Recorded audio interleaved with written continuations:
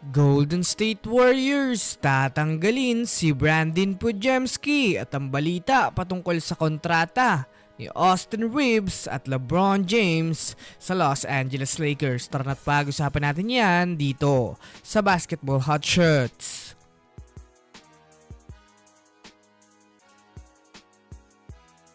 Well, una nga muna tayong dumako mga kaballers sa balitang mas bibigyang halaga nga ng Lakers si Austin Reeves kumpara kay LeBron James. Well, alam naman nga natin na talagang pinahanga nga ng Lakers ang buong NBA kahapon matapos talunin nito ang Denver Nuggets sa napakadikit na laban. Alam naman natin na madalas natatalo ang Lakers sa Nuggets ngayong season, ngunit kahapon nga po ay nag-iba na ang ihip ng hangin matapos maging maganda ang naging tandem ni Austin Reeves at ni Luka Doncic.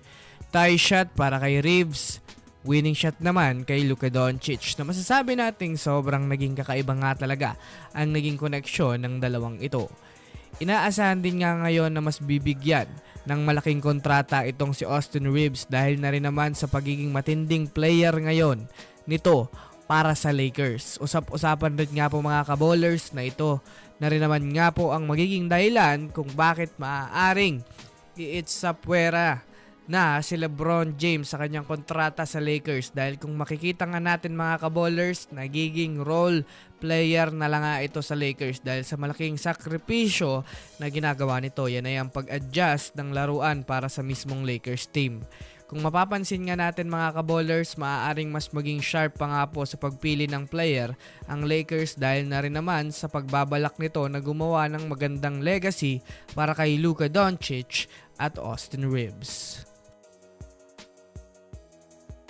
Well, as you can see mga kaballers, choke na naman nga po ang nangyari sa Warriors kanina dahil na rin naman sa nagawa na naman nga silang mapataob ng kanilang katunggali sa mga huling minuto, na alam naman natin na sila nga po mga kaballers ang lumalamang sa mismong New York Knicks simula una. Bukod pa dyan, sobrang maraming fans nga po mga kaballers ang literal na nagbigay ng hindi magandang komento sa naging laro ni Brandon Podziemski. 25 seconds, 105 to 106 in favor of Knicks with 17-second shot clock na dapat sanang iningatan ni Brandon Podziemski, ngunit agad nga itong nagmadali na ipukol sa tres ang bola, and guess what? Ito nga ang nag-lead sa kanila para matalo, na kung susumadahin nga natin, maaari nga sana nito mga kaballers ginawan ng magandang diskarte para makakuha ng puntos, lalo pat sobra nga pong kinakailangan nilang manalo.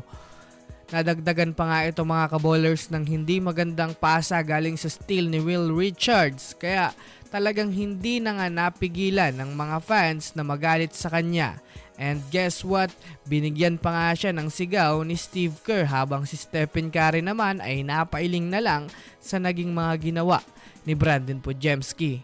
Nanganganib nga ito mga kaballers na isa sa mga tanggalin ng Warriors sa darating na free agency, lalo pat hindi nangaayon ang kanyang laruan para sa Warriors, at marami na rin mga pong mga fans ang hindi nasisiyahan sa laruan ni Brandon Podziemski.